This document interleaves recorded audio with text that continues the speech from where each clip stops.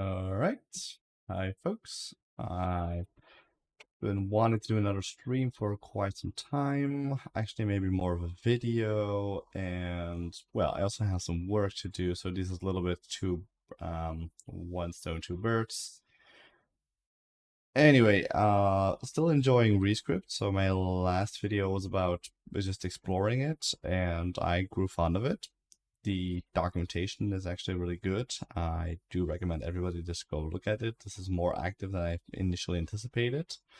ReScript as a whole, the ecosystem is like in a good place. A lot of exciting things going on and a lot of energy. A lot of people contributing to, well, really various all things, be it the compiler, be it the tooling, be it the documentation. ReScript and React really go hand in hand, which I like. I was always a fan of React, and the nice thing is that it just seems stable. Like the whole world is still just very much accepting React. There's maybe some new things coming, but overall, a lot of concepts just still are the same. A lot of components there, so React's just still a good fit. I have also asked a lot of questions in the ReScript forum, just like beginner, and really gotten a lot of great responses and also, rather fast responses because it just really sucks when you're typing something, you kind of know what you're after or you're looking for something, and then you just, your only option really is to get a little question in this forum. This is asynchronous communication, so there's nobody just waiting for your question that can immediately reply. But my impression is that if you ask a question within a day, somebody will have answers, and that's just really wonderful. So really want to thank everyone that's active on this forum to just have all these things play out. Anyway, today's topic, this will probably be a bit of a shorter stream, because like I said, I really need to actually do something, and I just want to, do a little bit of that work that needs to be done anyways during a stream because it involves a little bit of ReScript, and I just quite enjoy it. So, what is this project about? I am hosting a running race for my local running club. So, this is all a little bit of Dutch, but in essence, our thing is called the 10 miles of Elverdingen, which is where I live. And we are going to have a running race. There's like a little trail going on here.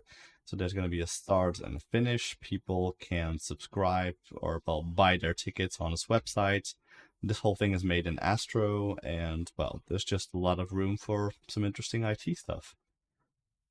The gist of today would be that you have your actual runners at a certain point in September when our race starts. They will be, starting here, do the thing, and then eventually they come in here. And what we want to do is have some time registration. So you typically want to have the results of people. So, for example, this was of last year. This was number one. Number one did that kind of duration and etc. So you want something along those lines. And the difficult part is we are a very small running club. We don't have any fancy equipment. There's no GPS tracking chip whatsoever. So in that regards, we'll just try and throw some IT stuff to it and do it a little bit hacky, more manual ourselves. So what I did last year was a time registration where if somebody was in sight, I would just say, hey, this guy now just ran across the finish bar and is now registered. This wasn't hyper accurate, but this was definitely close enough. So what I would actually like to have this year is a variation of that. Basically, I want to have a two-pronged attack because when you're here, you should have sort of imagined that I'm sitting at a little desk and the desk is elevated, and it's very hard to see from that elevated position who's really coming. It's like can't really think about the English word, but it's sort of it's a little tent kind of situation. It's a podium thing, and in essence, it's just hard to see who's coming. Now the plan would be this year, you have these different races. So there are two running races. One is 8 kilometers, the other one is 16. And at the point where they join again, you would have someone with with the application or like the website in hand, and then just sees people that are running. So every runner has its number. There's going to be like a paper cardboard with the number that we give to people. They put it on with with kind of these things, spells, I guess, and then that's very crystal clear that somebody is in sight. If you have someone stationed over here, you can let them see like, hey, these people are approaching. And then later on, I already have the numbers in a sort of a button kind of layout. And then here, I'll just say, oh, number 1 is here, or number 7 arrived. And that number 1 and 7 were already spotted a little bit earlier. So that's sort of the plan here. Which brings us to the thing today, is this is going to translate to a very simple, form, and we'll have to update our database, which is Firebase in this case, to mention that a runner has been seen near the edge. So in this case, we have a Firestore. I'm running a local emulator here. I've loaded the data from production, so this isn't accurate. This is accurate data, but it's not the latest or anything.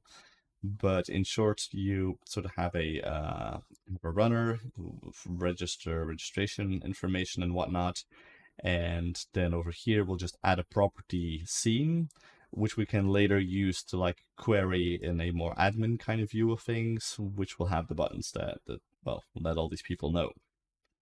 This is all using Astro. So we'll have like our separate page over here. And first I want to import my layout. We'll have a layout component. Well, this is all rather Astro specific, but that's not really the main concern or whatnot. So I'll just do this slightly different than last year, but there's a layout, the title, time registration, but in Dutch. And the layout has main.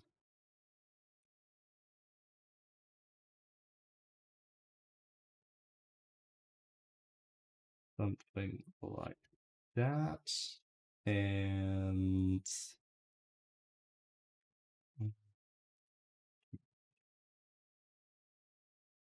also this needs a description. Just put foo in there, and it's also requiring hide menu. So I define my props over here. The hide menu thing is actually new, so I actually want that to be optional. There we go. And this should lead us to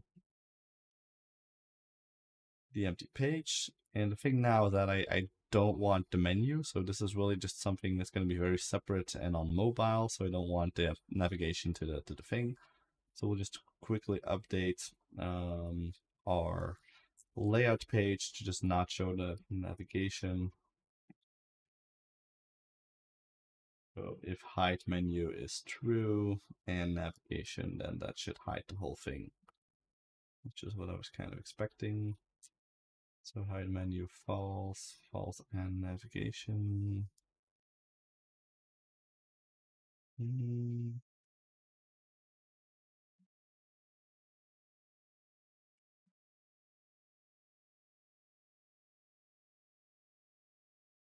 Okay, I must have gotten that wrong. Oh yeah, that makes sense. So it was correct. So not hide menu.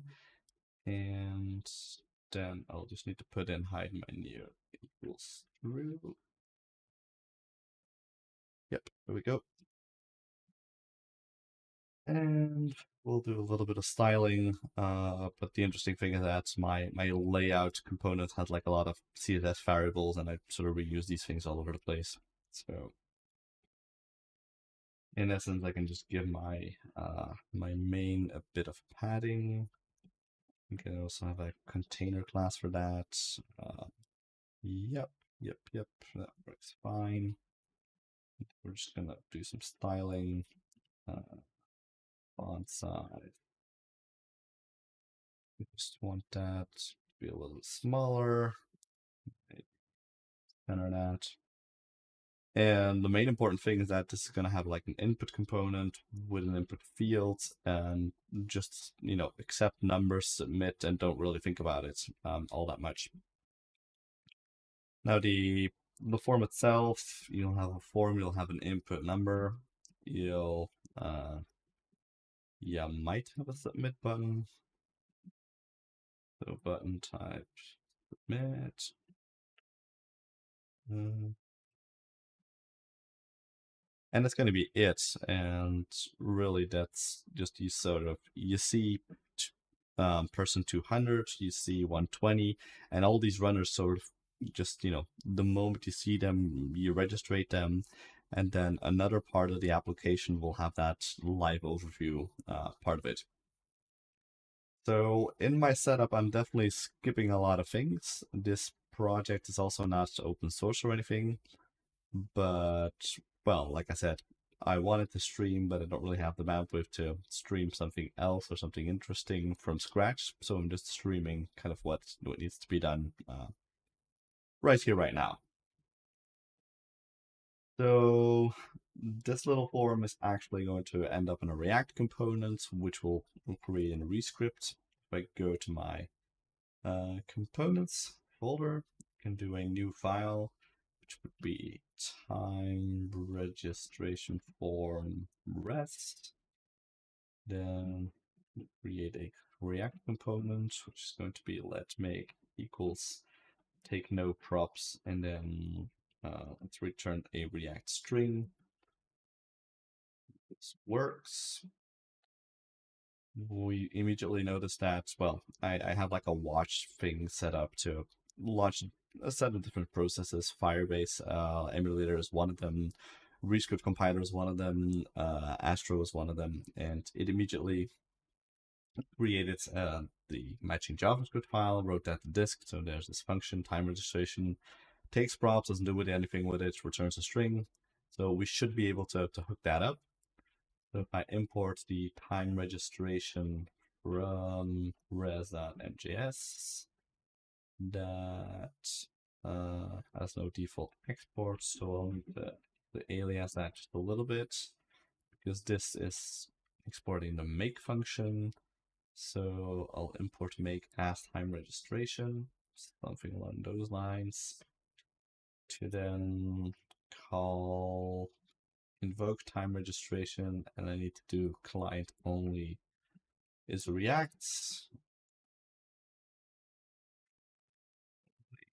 like that, and it says this works. And now Astro is aware that this is a component that needs to be loaded on the client and is a React component, and that's more or less what we are after. This is a conflict because, well, there's a React component from last year, and don't really want to use that anymore. It's a little different. It's, this probably clashes, so let's just remove that and return our form. So ReScript has the notion of JSX, but it's not one-on-one to what you are used in JSX files. There are little things like type is a keyword, so we need to add some underscores to that. It needs to be a unit tag. This enter now needs to be a React string, so a little snippet for that, enter. And there you see we have the same thing. And what we're basically going to do is we're creating our form over here. We'll have some styling which is global, which then can be applied to the form. And that's more or less it. So this part isn't going to be the most exciting thing. We'll have a current number. So we'll use some states. So current number and that current number. And at this point, you're not really doing anything that's, well, very unsafe or whatnot, but it's just enjoyable to do things in ReScript. You wouldn't probably see the most interesting benefits of it, but that doesn't really matter. Like, I just really prefer this over writing any JavaScript code. Not that I hate JavaScript code, but it's very easy to mess something up, and you'll only know at runtime, and this will yell at you at compile time. So that's really why you do it. So useState takes in a function of a unit and requires an initial state. Now the initial state, that's kind of the thing. Like, you can't really, you want to put something empty in this. So we're actually going to treat number as a string. And I lost my screen, so I have to do this every once in a while.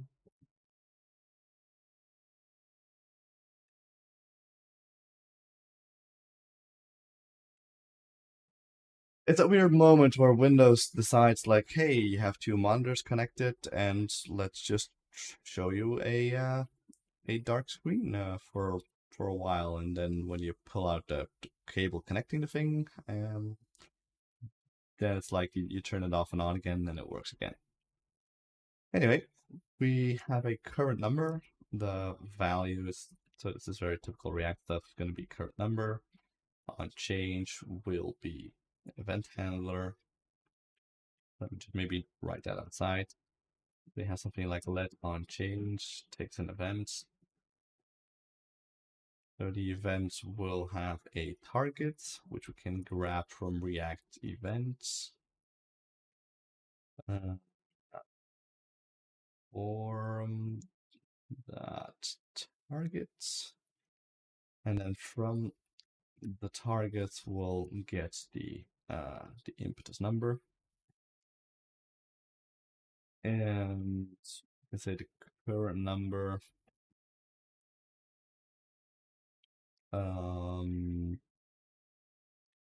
Yeah, this is a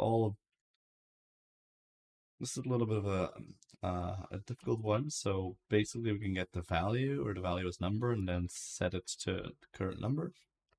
So that works. But we're still dealing with a string where we eventually want to know that's an int.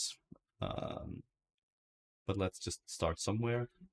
We can do React string from current number, basic stuff, but let's just see that this works. And I can't trying to type any letters here, but that doesn't work. That's fine. But when our form submits, so on submit, we'll have to, well, only do it when it's an actual number. And right now, the whole thing is still a string, so that's a little bit of a validation thing going on there. Right here, we'll have the event of the submit. Notice that I'm doing on change and on submit, and then the property, it's like, it's smart enough to see that you don't need to do on change equals on change. It's just like drop on change, and it knows that it's this thing. Again, React event form, then prevent default, and not submit the form. And then we can have the number. So we'll basically do a switch. We're actually 100% sure that this is an integer, but you want to do int from string with the current number. There we go. If it's non, just, well, don't really do anything. And if it's sum, then some number we'll need to model that, and we can do like a little console log number for now. So 200 enter 200. Then what we definitely want to do is reset the current number. So let's say set current number. Notice that you always have to pass in the function style. So I do 400, and yeah, so it updates, set state, all that good stuff. And then here we'll just need to do some sort of post. I have this file called domain, where I keep the actual type of my runner. So again, in the emulator, in my Firestore, I have a table runner. This is a NoSQL database. This has an identifier, but this currently doesn't really have a property of, well, sort of a status of we've seen this this runner over here, and so we'll need to add that. So there's a finished at. Perhaps we could reuse that and make that into a finished at some sort of status. Like either the status is unknown, like we don't know where they are at the in the race on the track. We don't really know.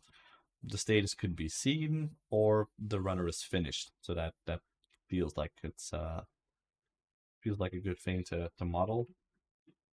And again, this modeling, the fact that they have variants, which are what are discriminated unions in F sharp, that's really what I like. Like if a language support these kind of things, that's really what um, wins me over.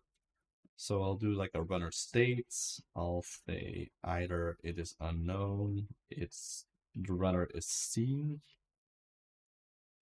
and the runner finished, and the finished is going to have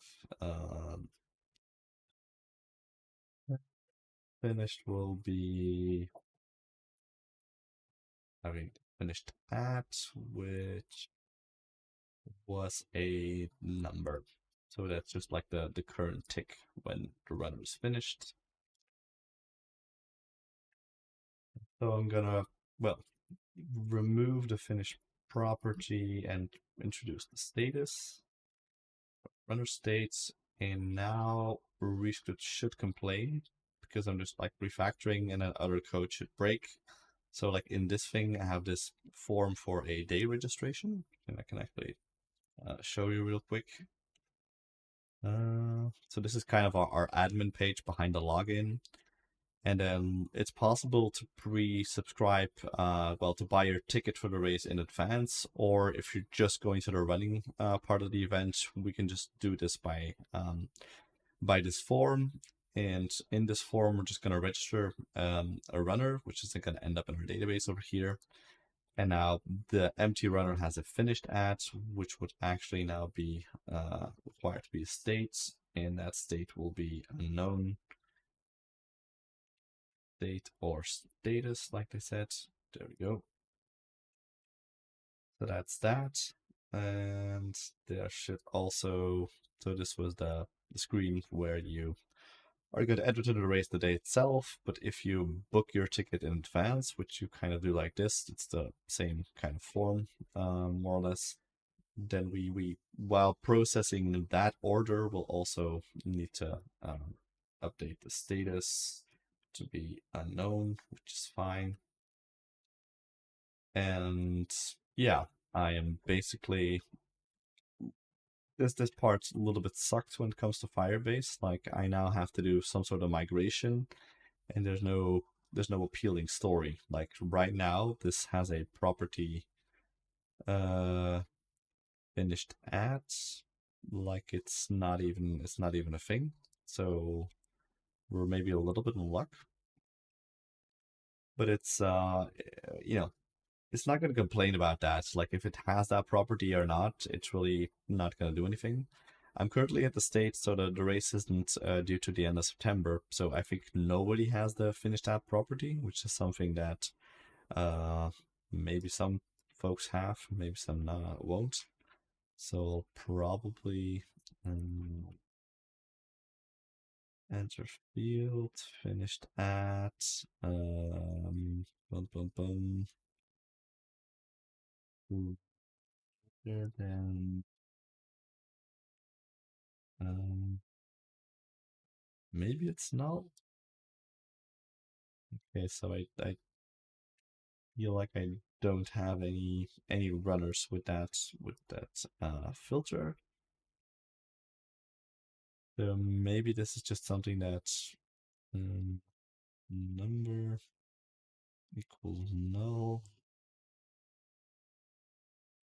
Just double check again. Because even if I misspelled this thing, it just won't won't hit. And maybe my data here isn't recent enough that I actually have that. But in essence, that's just something for a little bit of cleanup maybe afterwards. Going forward, if people are registered with this unknown status, then that's going to be perfectly fine. Notice that I did kind of have a change of heart. I used to think that, oh, the JavaScript is generated, so you don't need that in source control, but it's kind of interesting to have that anyways. And now we can see that it's going to have a status unknown versus a finished add of null. So I'll need to check with my actual latest status of production data what's like the latest. If I still have some people that have the finished at, I probably do want to remove that just to keep the data consistent. But for now, it doesn't appear that my local data has that, so it doesn't really matter. Anyway, so we'll need to update the status, and we can do that. It's very easy in Firebase really to go with such a thing. So let's go back to the runner. Sorry, to the time registration. There we go. So on submits, we'll try and get the Firestore and update the property. I basically do want to grab the store outside of the React components. So let's go and say runner collection. And we'll need to open some bindings I made for Firestore. Which I don't quite know by heart anymore, but I think in config I had, there we go. In config I have an app and have a store, so we'll definitely need the store. So I'm opening the config, and then I can get, we'll open Firebase as well. Base, and then Firestore dot collection, which takes in a store. The store comes from my config. Does it take another thing? Yes, of course. It also takes a name. That name, grab that from the Firebase domain, which will be the runners collection path. And that probably, that's an array. And that's the way you get the runners collection, which is really about a little bit the table of it all. Collection itself is return collection reference, which is then generic, and this document data represents the runner thing we had. So we might want to pass in over there.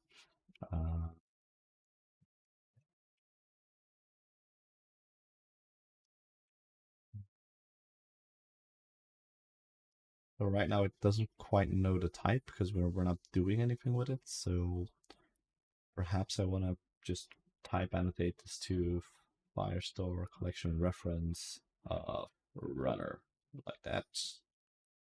Formats, and that's our runner collection. So basically in our submit, we wanna start querying the runner collection. We want to do something like conceptually find runners where number, so they should have some sort of a number where number equals where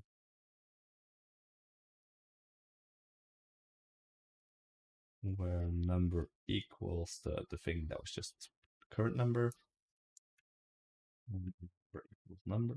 So I think because we're in this little bit early stage, the number assignment didn't happen. So I kind of have some code for that as well.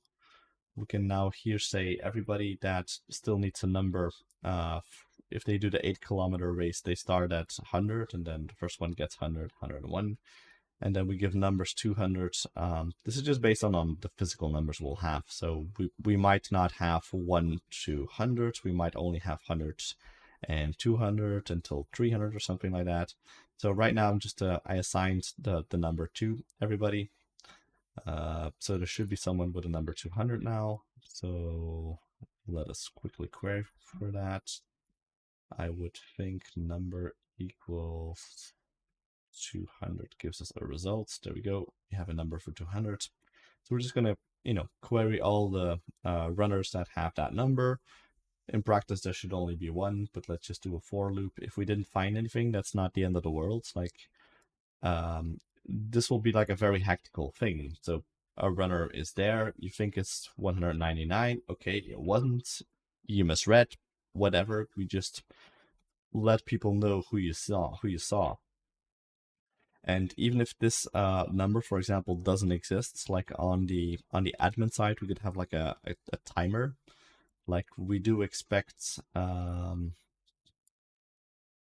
This is all just a couple of. This might be 100 meters or even less. So if you see a number and that number doesn't exist, 10 minutes later, you really expect them to already be in that distance, even within the same minute, probably. So you can just, visually update the timer, or if that number doesn't exist, nothing will happen. And over here, nothing will be there. If the number does exist, but actually that runner isn't there yet, you can just cancel that and then filter that out. Like if the runner is there, we expect them to at least 5 minutes later be here, because otherwise in this very, very short distance, something terrible must have happened and they didn't cross the finish line. So some logic, some timer expire logic over there could be very interesting. Anyway, we're just going to do the for loop of the number and try and get that. We're going to use a query for that. And also just going to open firebase.firestore. So that's like a nested module within the Firebase file. Do collection. So collection is just a function as well. And I'll need to do a query.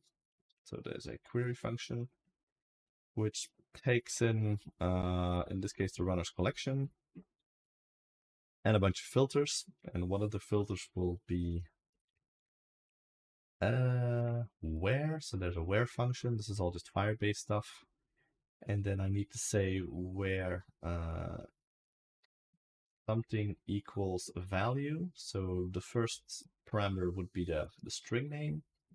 And then in this case, we would have the number, the converted number.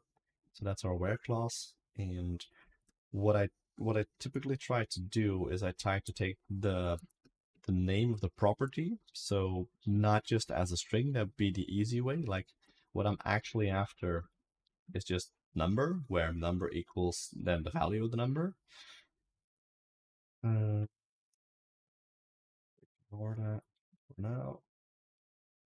But what you kind of want to have is not just the string number, because if that property is being renamed or refactored or whatnot, like you just really want to have something more type safe. And I have like this name off function, which then gets a number, and now it knows that R is it says a kit, so we also like have a kit run, so that's not the right type. So I'm basically going to annotate this like, hey, I have a number and I want the property number. So if that ever, is being refactored to number 2, then this code just keeps on working. So that's basically what you want. This all is going to return a promise. So I have this, promise run, where we can just use an async function. We can then await the query snapshot we're going to get from that. So,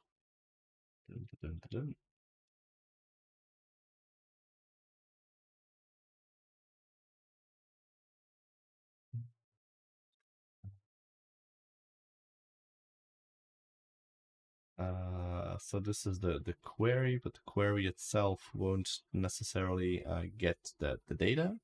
So the query, you'll need to get docs, I believe. Yes. So get docs. These are bindings I made myself, so I need to see what this does. So yeah, this takes a query and turns into a query snapshot. We also were to look at the time registration code. So there's get docs, takes a query. Yeah, that's all kind of what I expect. And, at the end of the day, this is really interesting to keep looking at, is the JavaScript what I expect it to be? So this is all type safe, but if you messed up your own bindings, you're just, shooting yourself in the foot. So that's also just something to be aware of.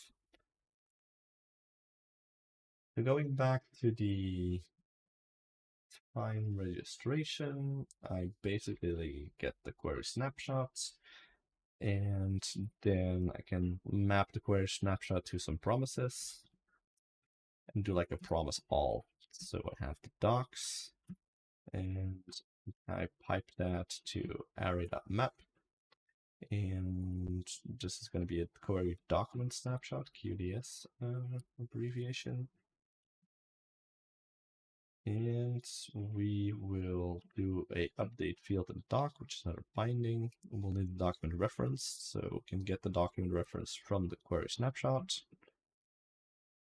And again, this is all just really how Firebase works. Took me a little bit to pick this up, but there is documentation, and I also got my Fireship Pro account, so he has a lot of good videos on the topic. And basically, this takes a reference, which we had from the query. We'll update the field, set the value. The binding that I had just really assumes one field, so there's no more fields going on here. So you can see the document reference coming in. There's a string, there's a value, and it just returns a promise of units, which is fine. And there we go. So we have the reference that again we want. Similar trick we're going to do. We're going to have the name off here. And this time it's not going to be number, but it's going to be status.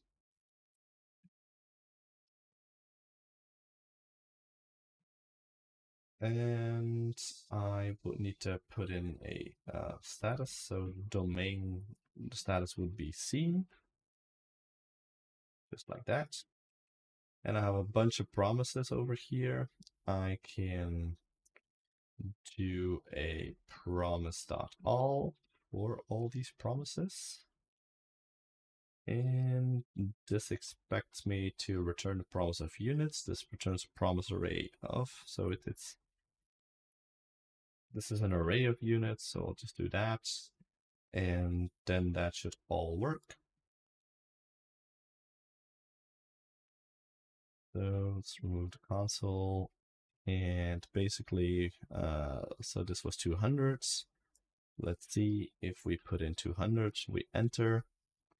We immediately go back and we see that the status is seen. So that's what we're after. And I guess the next part is to add a tab over here, a new tab, where we can basically say that we need a new tab over here to, well, query all those who have been seen, have separate buttons, and then submit that, do the actual registration of runner with number 200s and have that kind of a button thing. I might do that in a separate stream this afternoon because, well, it's kind of lunchtime. What I probably want to do is, so this worked, and this worked because I kind of was logged in because of this page. So I do want to put this behind a a security measure. So I don't want anyone to just go to this website and update and tell them that they've seen everyone, because if that's not the case, then that's just going to mess up the UI for the one who needs to actually submit. So what this whole thing is kind of missing in the form is some logging. And I'll just take a look at how I did that for, oh yeah, so this is also missing strict mode. But there's basically a authentication hook that can check whether the user is there.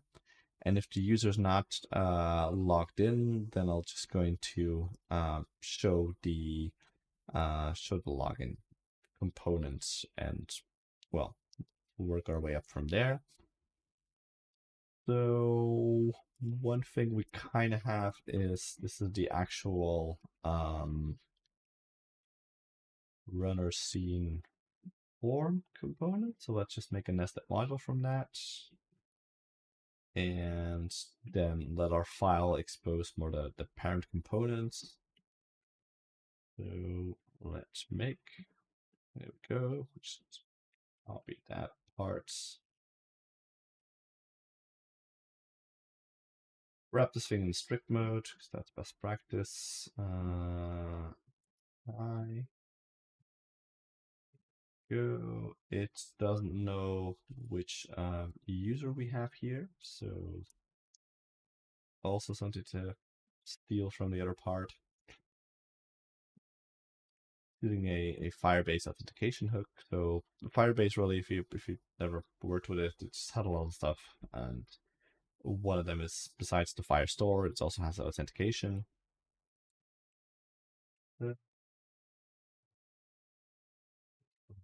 Here, things up still.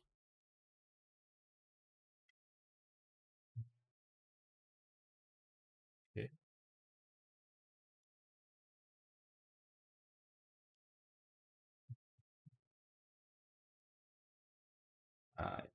Uh, yep, there we go. So first up, so yeah, you can see the spinner, and it immediately sees that we're settled. Now let's take this module, and this is like a convention. So the module has a single make function, which is kind of the constructor-like function, if you want. And that will just be picked up, and then the JSX-wise, we're doing this thing here, and still can say 200 a scene, 300 a scene.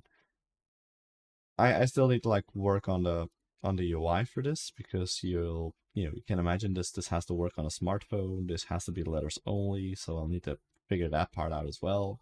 I might want some visual cue that, okay, registered, maybe I don't, etc. But it's a little bit polishing there. So I have the login, the user. If I were to empty cache hard reload, it is still there. So let's maybe go to a private window and go registration. Yeah, so right now this is just, well, I'll need to fix that UI-wise again. But this is just a little form that you first need to press in the login, and then you're logged in. I already pre-filled everything because we're just talking to the emulator, so there's like a fixed account to test stuff like that. But that works, so that's fine. And then we can update the runners from our table, and that's the beauty. That's part one, and then part two would be to like finalize and put in the other value of the states that the runner was seen, and then the runner effectively was finished, and then use the finished to query for the results and stuff like that. But yeah, this is a very interesting, fun project. I really enjoy it. I really enjoy the speed of prototyping with all of this. Like, ReScript really is a charm. The XYs, this is all npm. It's Node front end stuff. Of course, I use Bun. I'm a Bun guy, but it really just ties into everything also wonderfully. And once we've done your original setup, I really enjoyed Firebase. Like, for these kind of smaller scale projects, I'm so happy that I'm not really worrying about too much backend, too much database. Just I have some data, I need to store it, and let's get it over with. One thing I do want to mention, and there's a bit of a critique when it comes to Firebase, is that it's insecure. That's not the case. Like, you really do need to put up these security rules. Like, for example, I really have, okay, there's creation allowed for the kit run, so that's just a form that people can submit. But then anything else you want to do with a document, you just really, you need to be authenticated. You need to have a token request of admin, and there's a special way that I defined that yet, only a few people can have that. So that's really how I'm securing all of this, and that it's working out for me. There are a lot of people who don't do these rules, and that's really the unsafe part because it's really all open by default. But if you do that, if you learn how these rules work, then it's not all that bad. And yeah, thanks for tuning in. I still like ReScript, and I'll eventually circle back in the next stream to deal with the second part of this little assignment. All right, thanks everyone. Cheers.